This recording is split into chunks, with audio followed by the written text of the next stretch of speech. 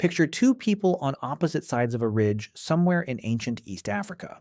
The year is approximately 300,000 years ago. They cannot see each other. The ridge is too high and the vegetation too dense. They have no shared language in the modern sense. No grammatical structure, no recursive syntax, no capacity for the kind of explicit verbal description that would allow one of them to say to the other, "There is a lion approximately 200 meters to the northeast, moving in a westerly direction. Suggest we regroup at the water source we used 3 days ago." And yet information passes between them. One of them makes a sound, not a word, not even close to a word in any recognizable sense, but a specific vocalization with a specific acoustic profile that the other individual, even at distance, even through vegetation, recognizes as carrying specific meaning. Not general alarm, a specific category of alarm. The kind that means large predator, ground level, approach with caution rather than flee immediately. The other individual changes behavior in response, moving in a specific direction, adopting a specific body posture, communicating their acknowledgement of the received information through a return signal that costs them almost nothing to produce but carries significant information content. Neither of them spoke. Both of them communicated. Both of them received and acted on complex, nuanced information about a shared situation they were not simultaneously perceiving. The system worked. The lion did not catch either of them that day. How did that happen? What was the system? What range of nonverbal communication channels were ancient humans using before language as we understand it was available, and how sophisticated were those systems actually?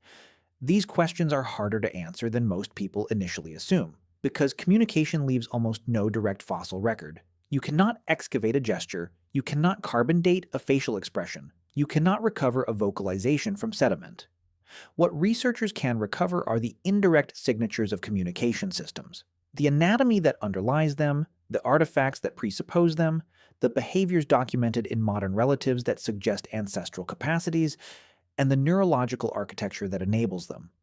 And from these indirect lines of evidence, a picture emerges that is considerably richer and more nuanced than the simple story of speechless early humans grunting at each other. Begin with what communication actually requires, because this baseline shapes everything that follows. Communication at its most fundamental is the transmission of information from one individual to another in ways that change the recipient's behavior or internal state. This does not require language. It does not require vocalization. It does not require any of the specific mechanisms that modern human communication typically uses. It requires only a sender with something to transmit, a signal that carries information, a receiver capable of detecting and interpreting the signal, and a shared code that allows the signal's information content to be extracted. Every animal that has ever lived communicated in this sense. The question for ancient humans is not whether they communicated, but what channels they used, what information content those channels could carry, and how the system compared to what modern human language can do. The answers revealed that pre-linguistic ancient humans had access to a surprisingly rich communication repertoire that addressed many of the core information-sharing needs of social life. Gesture was almost certainly the most information-rich nonverbal channel available to ancient humans, and its sophistication in even the most distantly related living great apes gives strong reason to believe it was similarly sophisticated in ancient hominins. Chimpanzees used gesture extensively and meaningfully. Documented gestural repertoires in wild chimpanzee populations include dozens of distinct gesture types used in specific contexts to communicate specific requests, intentions, and social signals. The scratch gesture solicits grooming. The arm raise solicits play. The beckoning gesture requests approach. The directed scratch on a specific body location requests that a grooming partner groom that location. These gestures are intentionally produced. Chimpanzees check for attention from the recipient before gesturing, gesture toward recipients who cannot see them through other means, and modify or repeat gestures when an initial signal fails to produce the desired response. These are not reflexive signals fired automatically in response to arousal states. They are intentional communicative acts directed at specific individuals for specific purposes. The gestural repertoire of chimpanzees and other great apes also shows evidence of flexibility and even some degree of compositionality.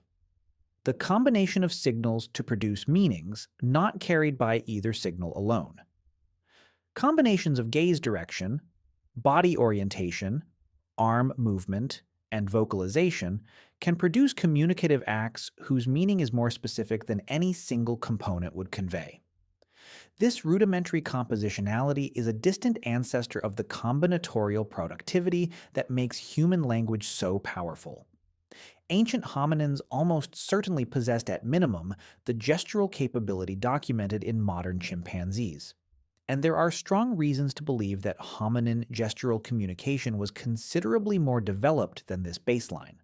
The hominin lineage shows a consistent trajectory of increased manual dexterity, increased precision grip capability, and increased cortical representation of hand movement from the earliest members of the genus Homo onward. These anatomical changes were probably driven in part by tool manufacture and use, but they would have simultaneously enhanced the capacity for fine-grained, precise gestural communication. Hands that can produce sophisticated stone tools with controlled, planned sequences of specific movements are hands with the motor control required for a rich gestural language. The mirror neuron system, the neural circuitry that enables individuals to map observed actions onto their own motor representations and thereby understand actions in terms of how they would feel to perform them, is present in humans and appears to have functional analogs in other primates. This neural architecture is fundamental to gestural communication because it is what allows a recipient to understand a gesture not merely as a visual stimulus, but as a motor act with meaning derived from the sender's intention. The anatomical and neurological substrates for sophisticated gestural communication were present in ancient hominins, and the information demands of social life in complex groups would have driven their elaboration. The range of information that gesture can carry is broader than most people recognize when they first consider the question. Spatial information, direction, distance, relative position, size, is naturally expressed through pointing, tracing, and spatial arrangement of the hands. Temporal information, sequence, duration, relative timing, can be expressed through sequential gesture and the timing of gestural elements. Social information, identity, status, intention, emotional state, is communicated through the full body gesture system, including facial expression, posture, and proxemic behavior. Object and action reference can be achieved through iconic gesture, movement that resembles the object or action being communicated, and through pointing toward present reference. What gesture struggles with is communicating arbitrary abstract content with no physical analog, communicating about absent reference that cannot be pointed to, and producing the recursive embedding that allows language to generate infinitely complex propositions from finite elements. These limitations are real, but for the communication needs of a small social group navigating a shared physical environment, coordinating group movement, sharing information about food and predator locations, managing social relationships, organizing cooperative activities, gesture provides a remarkably capable communication channel. The evidence that ancient humans were using gesture-heavy communication is not only theoretical. The neurological literature on the deep connection between language and gesture in modern humans provides one of the strongest arguments for the antiquity and importance of gesture in human communication. In modern humans, gesture and speech are so tightly integrated that they are processed as a single communicative act rather than two independent channels. Speakers gesture unconsciously while speaking, and the gesture content is complementary to and partially independent of the speech content, conveying spatial, temporal, and dynamic information that the speech stream is less efficient at transmitting.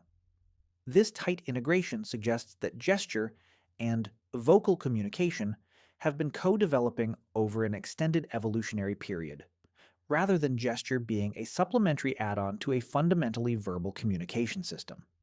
The sign languages that emerge spontaneously in deaf communities provide perhaps the most compelling evidence for the natural linguistic potential of the gestural channel. When groups of deaf individuals who share no common sign language are brought together, they develop systematic gestural communication systems with recognizable grammatical structure on timescales of years to decades. The capacity for linguistic structure, for combining signals according to systematic rules to generate meaning beyond the meaning of individual signals, is expressed through the gestural channel when the vocal channel is unavailable. This suggests that the human capacity for language is not specifically tied to the vocal auditory channel, but is a more general capacity that the gestural channel can express with equal linguistic potential. By the way, if you want to go even deeper into the secret lives of ancient humans, I just launched a full course called The Secret Lives of Ancient Humans. 10 modules, 3+ hours of content covering everything we never talk about on YouTube. What they feared, how they communicated, what hunted them, and much more. Plus an exclusive PDF guide included. Link in the description. See you inside. If modern humans spontaneously produce grammatically structured gestural languages under conditions that make vocal language unavailable, ancient humans with the same underlying neural architecture would have had the same potential. Pre-linguistic ancient humans were not linguistically limited to the extent that the absence of spoken language might imply. The gestural channel was available as a linguistically capable alternative, and the evidence suggests it was being used with considerable sophistication. Facial expression represents the most ancient and most cross-culturally universal component of human nonverbal communication, and its roots extend so deep into primate evolution that its basic elements are shared across all great apes and many other primates. The 6 basic facial expressions documented by Paul Ekman as universal across human cultures — happiness, sadness, fear, anger, disgust, and surprise — have direct analogs in chimpanzee facial expression produced by homologous facial muscle systems in response to homologous emotional states. The human face has substantially more muscles than the faces of other primates, allowing finer-grained and more nuanced facial expression. This muscular elaboration is not simply a byproduct of other facial changes. It represents an investment in the infrastructure of facial communication that suggests strong selection pressure for sophisticated facial signal production. The face of ancient hominins was a high-bandwidth communication channel carrying continuous real-time information about emotional state, attentional focus, social intention, and response to ongoing events.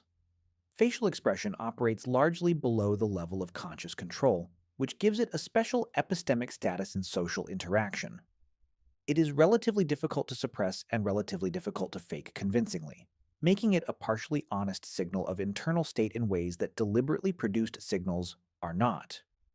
The involuntary component of facial expression provides a communication channel that carries information even when the sender is not deliberately trying to communicate, and that carries information recipients trust more than deliberately produced signals because the involuntary nature makes strategic manipulation more difficult. Ancient humans reading facial expressions in social interactions were extracting reliable information about their interlocutors' actual emotional states and intentions, information that was directly relevant to making behavioral decisions about approach, avoidance, alliance, and competition. The facial expression channel was doing significant social work in ancient hominin groups, and its sophistication in those groups was probably not dramatically different from its sophistication in modern humans given the anatomical continuities. Eye contact and gaze direction represent a specialized but enormously important subchannel of the visual communication system. Humans have the most visible sclera, the whites of the eyes, of any primate, a characteristic that makes gaze direction extremely easy to read in another individual. The conspicuousness of human gaze direction has been interpreted as an adaptation for cooperative communication, making it easy for others to determine where you are. Looking facilitates joint attention, the shared attentional focus on the same object or event that underlies cooperative action and ostensive communication. Joint attention, the ability to direct another individual's attention to an object or event and to recognize when another individual is trying to direct your attention, is a foundational cognitive and communicative capacity that underlies most forms of intentional communication. Before you can tell someone about something, you need to be able to establish shared reference to what you are talking about. Joint attention is how shared reference is established, and in pre-linguistic communication, it depends on the gaze direction system. The conspicuous human sclera that makes gaze direction easy to read was almost certainly present in early Homo sapiens, and probably in earlier Homo species, though the fossil record cannot directly confirm sclera coloration. The cooperative gaze following and joint attention behaviors this anatomy facilitates were almost certainly operating in ancient hominin groups, enabling the establishment of shared reference that is prerequisite to any more complex communication about specific objects and events in the shared environment. Vocalization in pre-linguistic ancient humans was not absent, but was fundamentally different in character from modern spoken language. The vocal apparatus of ancient hominins was capable of producing a range of calls that carried meaningful information without constituting language in the grammatical structural sense. The anatomy of the vocal tract in early Homo shows progressive modification in the direction of the modern human configuration over the course of human evolution. The descent of the larynx, the changes in hyoid bone morphology, the modifications of the supralaryngeal vocal tract, that together enable the range of phonetic contrasts that modern human speech uses.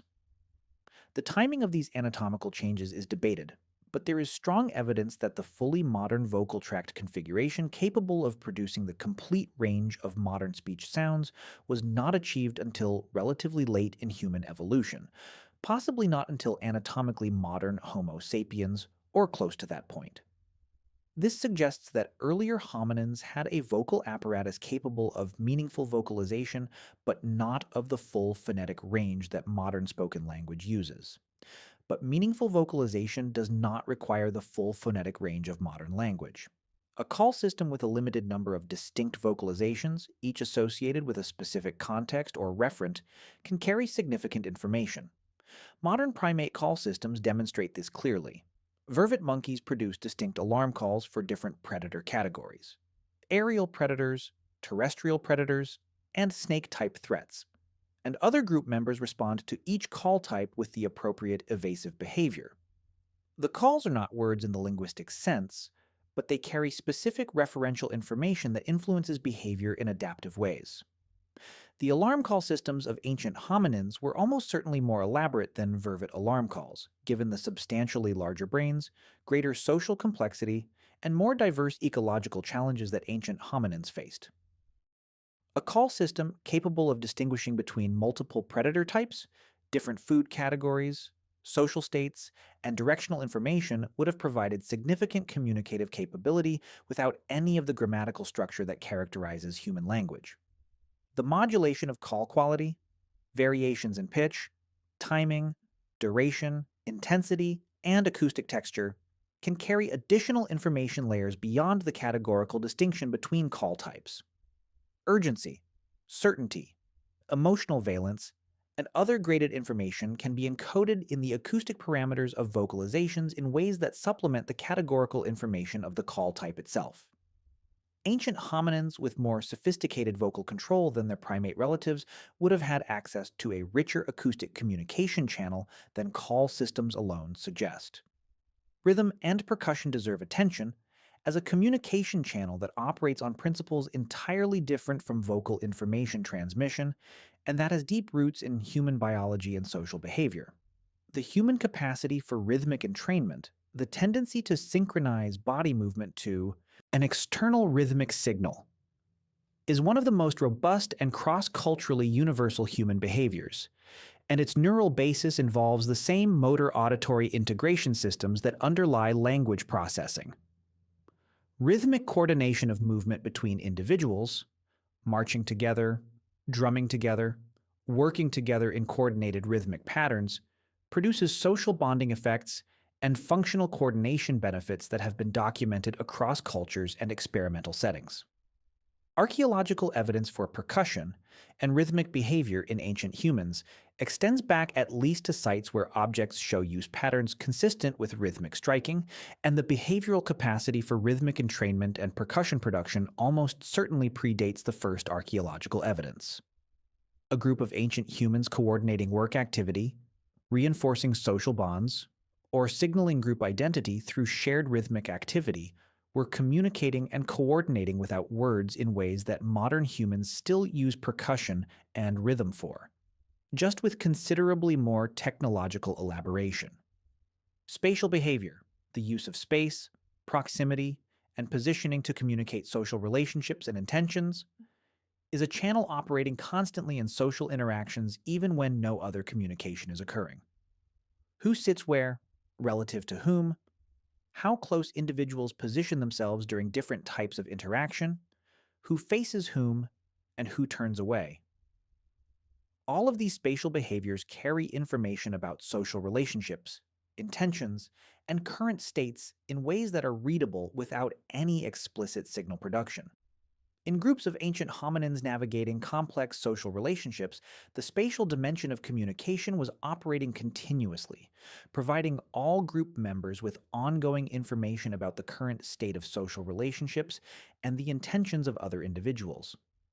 The ability to read spatial social information accurately and to use spatial positioning strategically to communicate one's own social intentions is a sophisticated social cognitive capability that ancient hominins possessed based on the evidence from related primates and from the social complexity that ancient hominin group life required. Touch represents the most intimate and physiologically direct communication channel, operating through direct physical contact to produce hormonal and neurological effects in the recipient that no other channel can match. Grooming in primates is not purely functional. It is a primary mechanism of social bonding maintenance whose communicative content is largely about relationship quality and social investment. The time that social primates invest in grooming each other far exceeds what parasite removal alone would require, and the excess time represents social communication about the grooming partner's value and the groomer's commitment to the relationship. Ancient hominins almost certainly maintained extensive grooming behavior as a social communication and bonding mechanism.